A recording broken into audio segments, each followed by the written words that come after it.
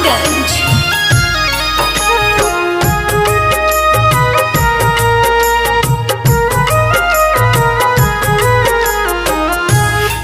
Doctor साहब कहे रउआ ना बुझाता, डॉक्टर साहब कहे रउआ ना बुझाता, देह में बेचैनी बढ़ल जाता, छाती चिर के दिल हवे निकल दी दुखाता, छाती चिर के दिल हवे निकल दी दुखाता।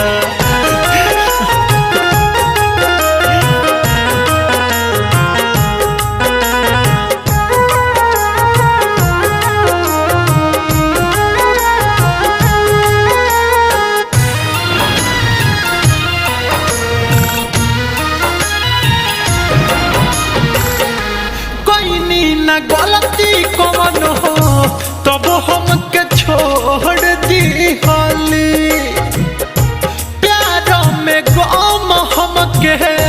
तोहफा भी जोड़ दी हाली।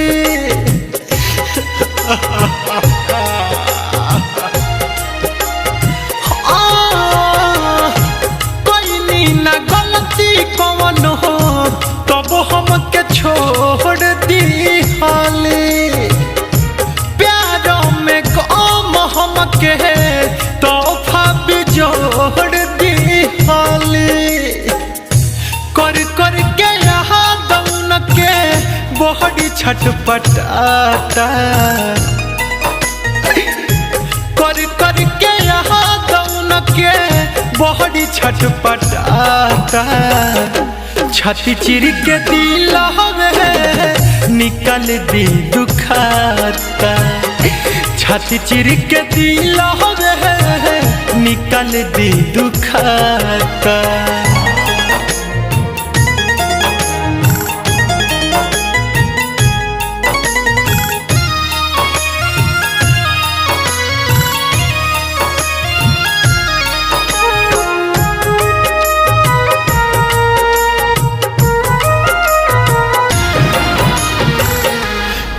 डॉक्टर साहब चाहे देती जहर के सुई लाके, भूल गईली कैसे सुनी वादा कसम मौत खाके,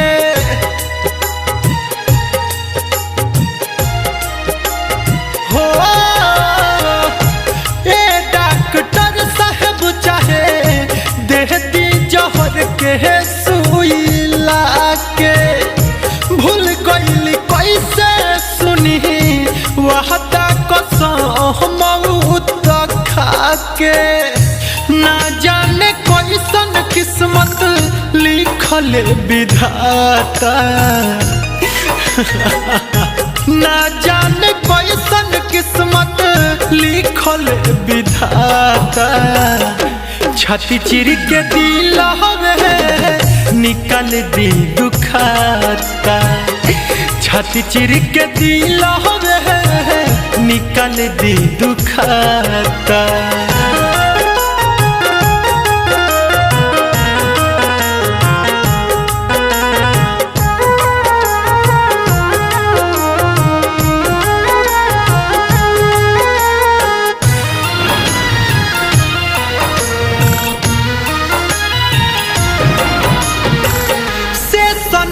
थमान जब भी रहता रे पीटी पीट के छतिया,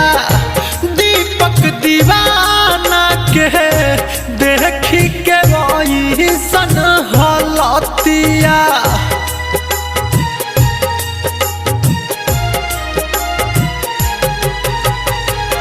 से सना थमान जब भी रहता रे पीटी पीट के छतिया, दीपक दीवाना के देखी के ओइसन हलतिया, उ तो लड्डू सारा माँ से जोड़ली हली नाता, उ तो लड्डू सारा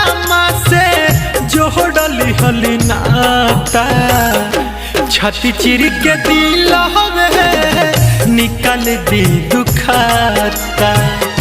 छाती चिर के दिल हवे निकाल दी दुखाता